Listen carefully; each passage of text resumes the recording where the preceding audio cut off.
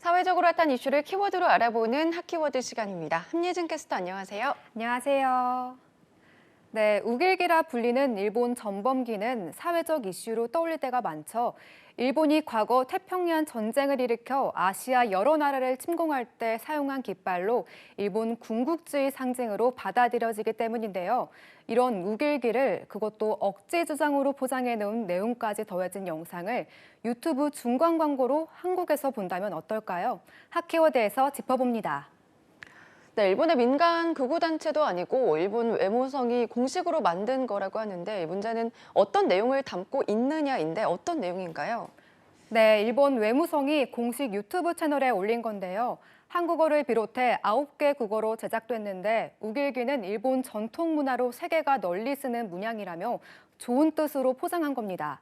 반면 태평양 전쟁 당시 제국주의 전범기로 활용된 사실은 쏙 빠져 있는데요.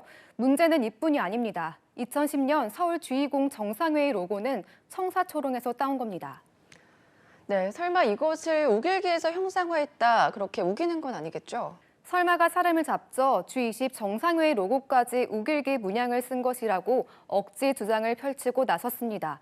여기서 그치지 않고 타 국가나 지역을 상징하는 깃발이나 로고가 선이 뻗어나는 모양을 했다는 이유만으로 우길기 문양의 일종이라고 주장하기도 합니다.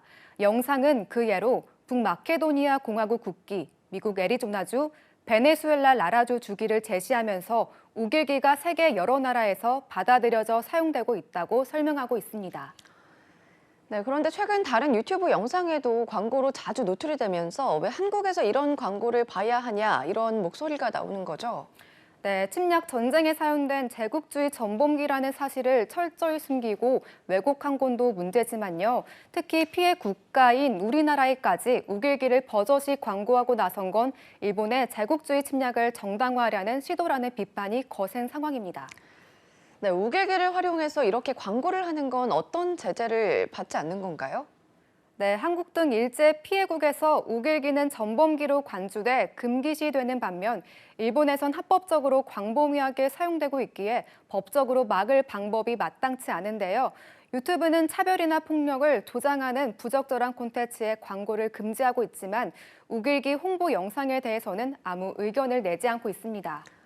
네, 우길기 광고를 금지할 수 있도록 하는 방법은 없나요? 네, 사이버 외교사절단 방크는 해당 규정을 근거로 우길기 광고 즉각 금지를 해야 한다고 주장하고 있습니다. 방크 측은 유튜브 코리아에 항의 서한을 보내고 광고 금지 요청을 하는 등 시정 운동에 나선 상태라고 밝혔는데요. 누리꾼들도 영상을 게재한 유튜브 코리아에 강력하게 항의하는 한편 광고 금지 요청하는 글로벌 청원에 진행에 나섰습니다. 2차 세계대전 당시에 독일 나치가 사용한 문장은 사용이 금기시됐는데 왜 우길기는 여전히 사용이 되는 걸까요? 독일은 나치의 상징인 하켄크로이츠를 엄격히 금지하고 있어 아예 반나치법까지 제정했습니다. 반면 일본은 우길기 문양이 맥주나 티셔츠 등 다양한 상품 디자인에 사용됩니다. 전문가들은 강대국이 직접 피해 당사자였던 독일과 달리 일본은 대부분 당시 우리나라와 같은 약소국이 침략 피해자였고 전범 처벌도 약해서 생긴 일이라고 지적합니다.